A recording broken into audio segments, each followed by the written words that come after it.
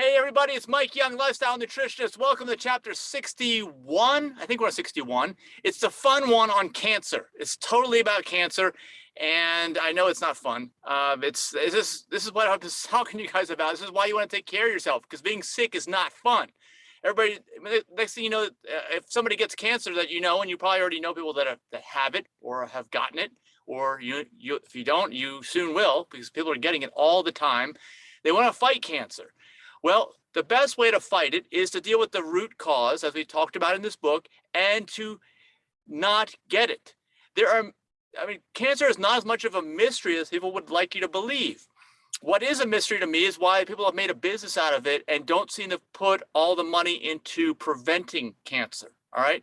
So here's what I always have. I use this thing a lot. This is my reference.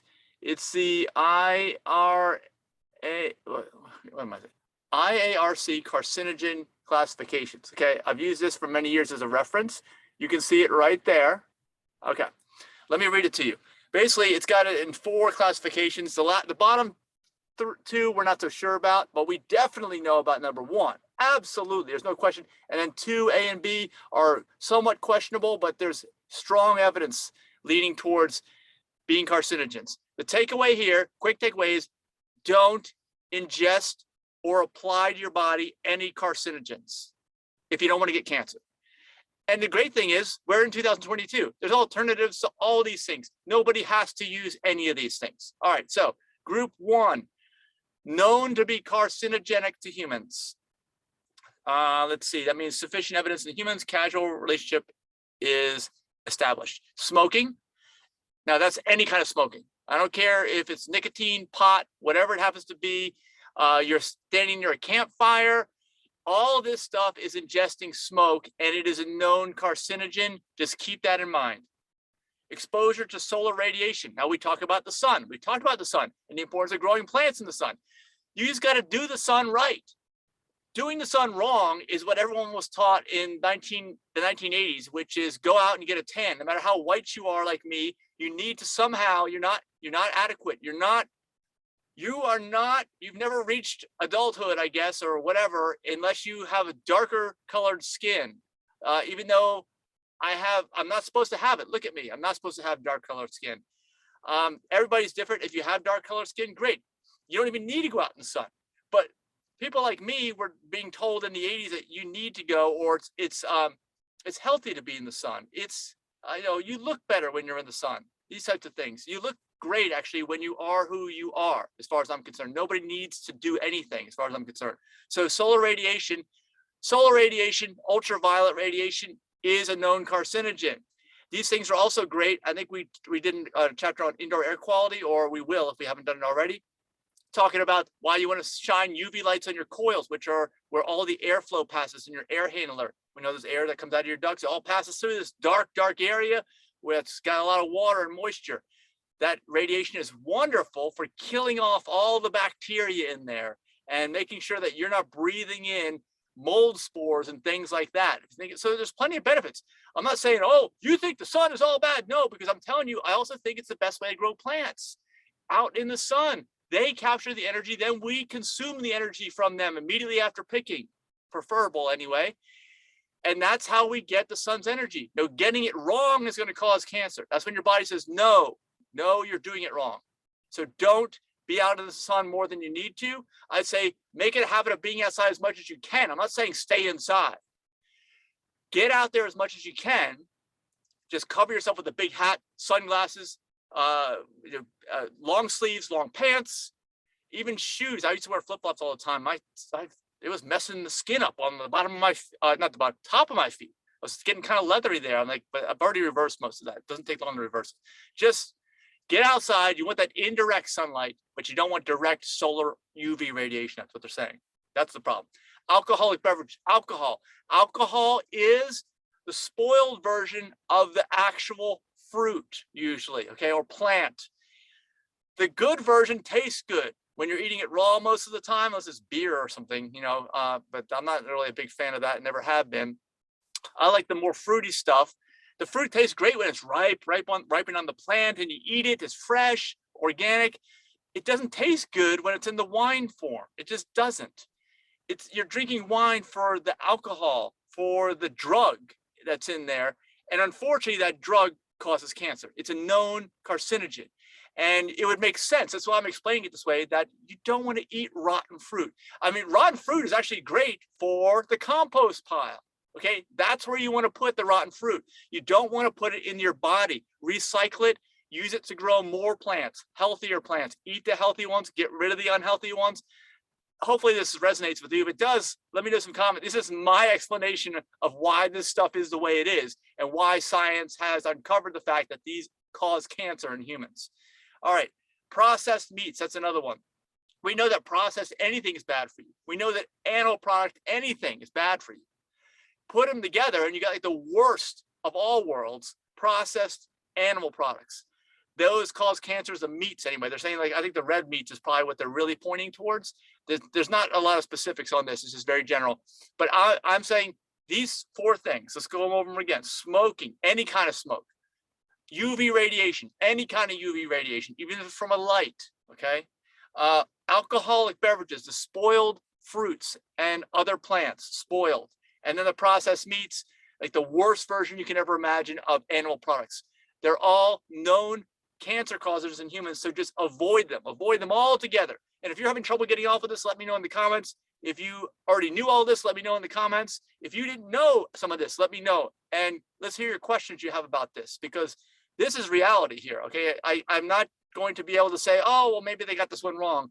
This is in category number 1, group number 1. They got this one right. Okay, let's go to group 2. There's 2A and 2B. Probably carcinogenic to humans is 2A, limited evidence in humans, sufficient, evidence in animals. So I guess they're animal testing, which isn't vegan, but the benefit is that you know this causes cancer in humans. Don't eat this stuff, okay? Emissions from high temperature frying. Emissions, that's interesting.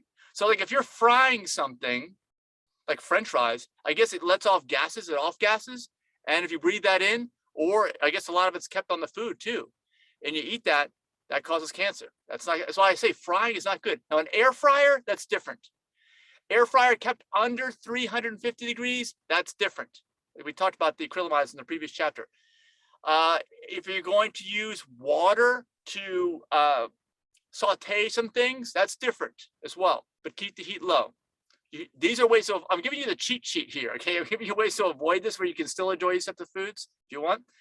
Steroids cause cancer in humans. That's, the supplement industry, a lot of people like Dr. T. Colin Campbell, he says avoid all supplements. Supplements cause cancer. Of course, we're not talking about B12, but everything else. Exposures working in hairdressing.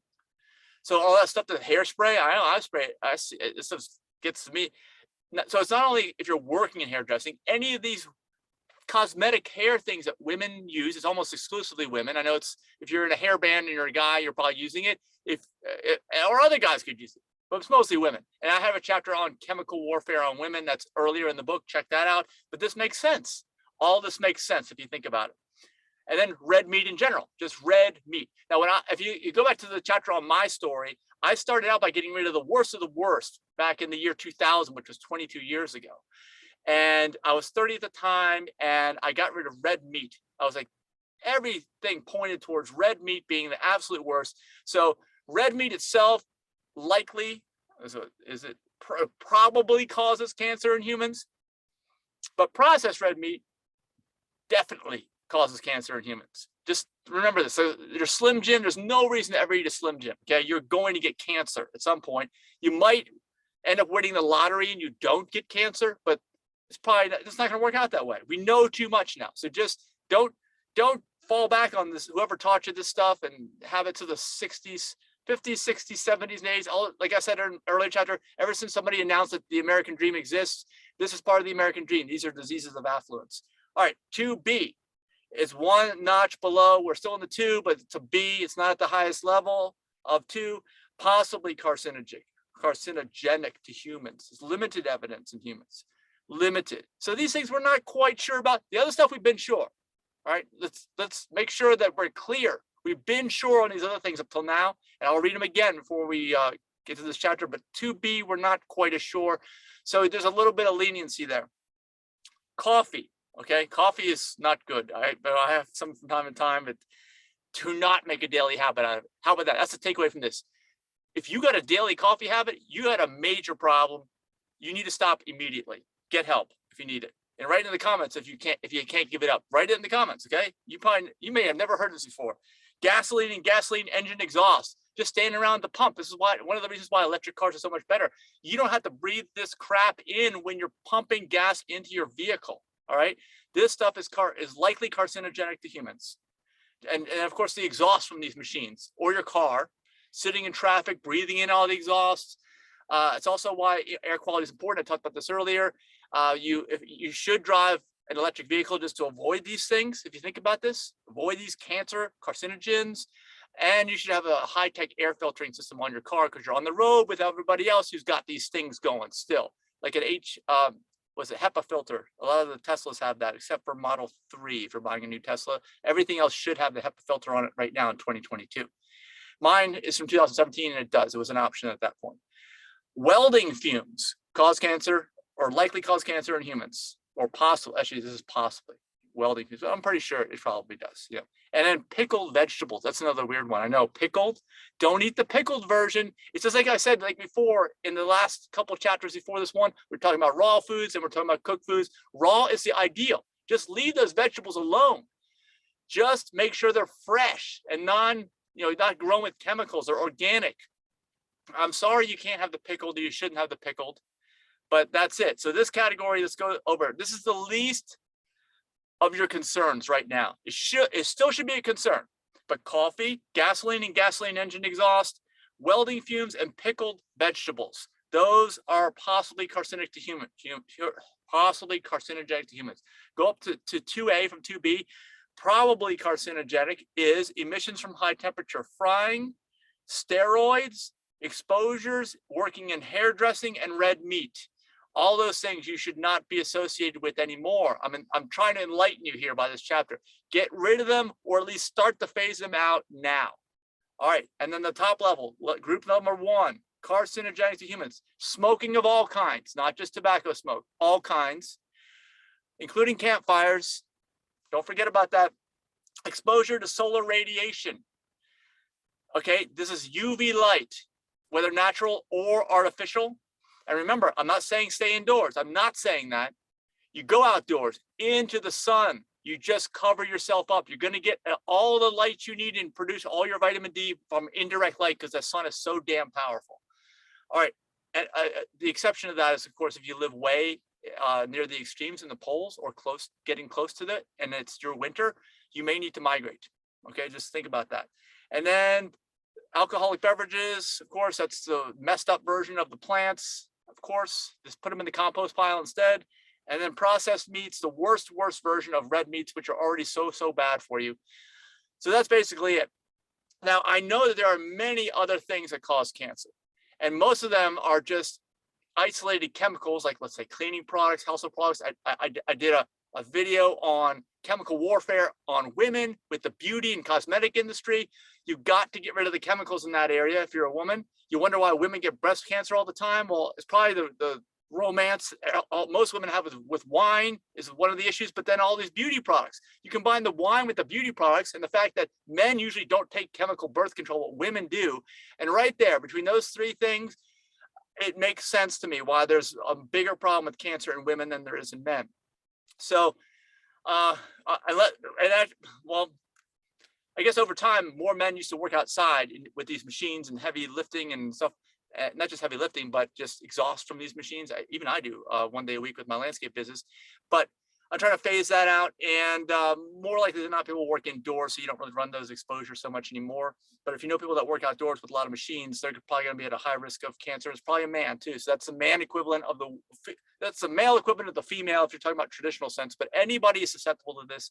The whole point of this chapter is to wake you up to realize that yes, there are a lot of things around you that cause cancer. No, everything does not cause cancer, and actually a lot of things repair cancer. And if you do life right, if you use the sun to your advantage to grow the plants, grow them right, and eat them correctly, eat them, and we'll get into the different techniques as soon as you can after you pick them, ripen them on the plant, these types of things, then then the sun actually helps to repair your body. So these things that could hurt, a lot of these things, not all of them, but some of these things that could really hurt you and do damage, do like, terminal damage, you're gone, okay? Like irreversible damage. They could also help you. You just need to use them in the right way. I'm sure no one's ever explained this to you before, probably not, but tag some friends, share this video with people, anybody that needs to know about what's going on. A lot of these things are reversible even after you get them. I'm not a doctor. We don't practice medicine. I'm just talking to you about the food and the lifestyle and how you can optimize your health using food and lifestyle. And let's say the worst has already happened. Someone you know is under treatment, medical treatment for cancer. Have them continue the treatment, but encourage them to change the lifestyle, because you may be able to see some dramatic improvement. It may be too late. There may have been a culmination of too many bad choices throughout the lifetime where the body's just shutting down and giving up. There's been disease, for many years, diagnosed or undiagnosed. A lot of times with men, it's undiagnosed, and you can't do anything about it. But it's worth a try. See how it goes. The lifestyle, the body will respond quickly. The body always is always seeking health. The body always wants to heal. So just make sure that you know all this stuff and replay this. Like I said, share it with friends, like it, give me some comments, any kind of feedback. There's so many things we could discuss here in this chapter in the comments. So please go ahead and do that. I look forward to reading the comments, and of course, subscribe to the channel, and we'll see you in the next chapter. Bye-bye.